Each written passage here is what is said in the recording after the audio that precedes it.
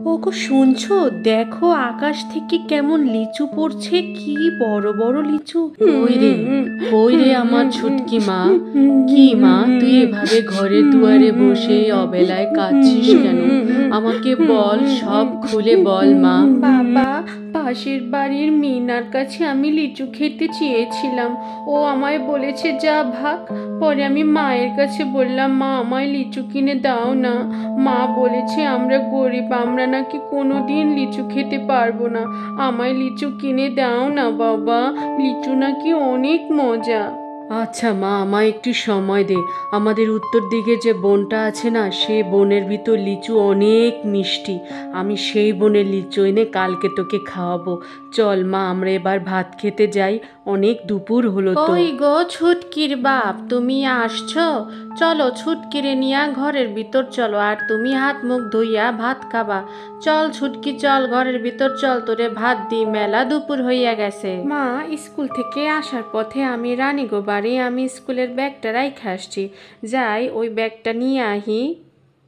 বাবা বলছে উত্তর দিকের ওই বনটাতে নাকি মজার মজার লিচু আছে, উনি নাকি ওখান থেকে লিচু নিয়ে আসবে। যাই, আমিই যাই, যেহেতু বনের কাছে আসছি, তাহলে বনের ভিতরে একবার ঢুকে দেখি সেই মজার লিচুগুলো পাই কিনা। তাহলে পাশের বাড়ির মিনাকে আমি দেখিয়ে দেব লিচু মিষ্টি কাকে বলে।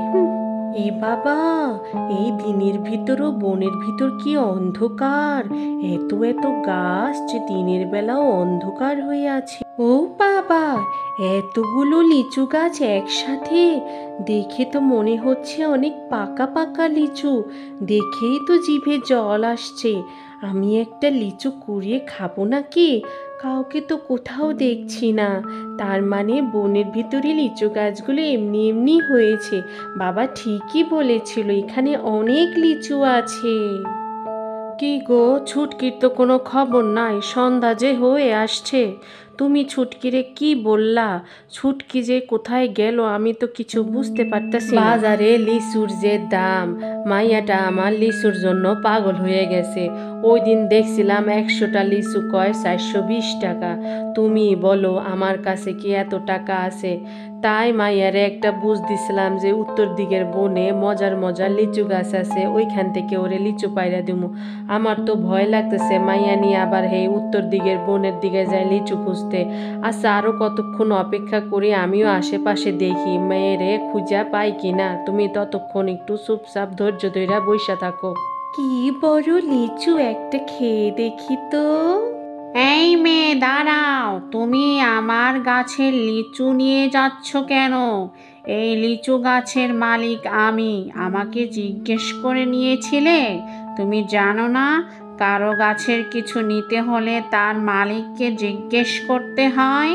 আমায় মাফ করো জাদুর টিয়ে, আমি বুঝতে পারিনি।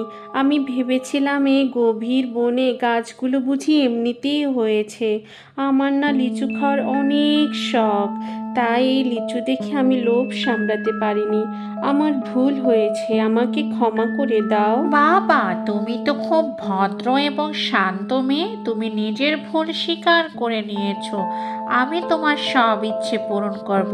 আমার বাগানের সব লিচু তুমি নিয়ে নাও। না না, আমি একা লিচু খেতে চাই না, আমি আমার বাবা মাকেও লিচু খাওয়াতে চাই। আমরা অনেক গরিব, তাই বাবা আমাকে কখনো লিচু খাওয়াতে পারিনি। এটার নাকি অনেক দাম। তুমি আমাকে একটু সাহায্য করবে? আমাকে বাড়ি পর্যন্ত পৌঁছে দেবে লিচু নিয়ে, যাতে আমি বাবা মায়ের সাথে লিচু খেতে পারি? ঠিক আছে, তুমি আমার পিঠের উপর শক্ত করে বসো, আমি লিচু নিয়ে তোমার মা বাবার কাছে পৌঁছে দিচ্ছি। এই লিচু লাগবে না, আমি আমার জাদু দিয়ে তোমার ঘরের উপর লিচুর বৃষ্টি করে দিব। আর সেই লিচু তুমি সারা বছর খেতে পারবে। লিচু শেষ হয়ে যাওয়ার পর সেই বীজ মাটিতে পুঁতে রাখলেই দেখবে হাজার হাজার লিচু গাছ উঠেছে। আমাকে শক্ত করে ধরো, ছেড়ো না কিন্তু, তাহলে কিন্তু পড়ে যাবে। আমি এক্ষুনি তোমার বাড়ির উপরে লিচুর বৃষ্টি করে দিচ্ছি। তুমি সারা জীবন আমার মিষ্টি লিচু খাবে আর আমার কথা মনে করবে, কেমন? ওগো শুনছো, দেখো আকাশ থেকে কেমন লিচু পড়ছে, কি বড় বড় লিচু। এই আজব ঘটনা তো আমি কখনো দেখিনি, এই জন্মেও তো দেখিনি আমি। কি বড় বড় লিচু পড়ছে, মনে হচ্ছে লিচুর বৃষ্টি পড়ছে। আল্লাহ মনে হয় আমার ছুটকির কথা শুনেছে। তুমি দেখো আমার ছুটকি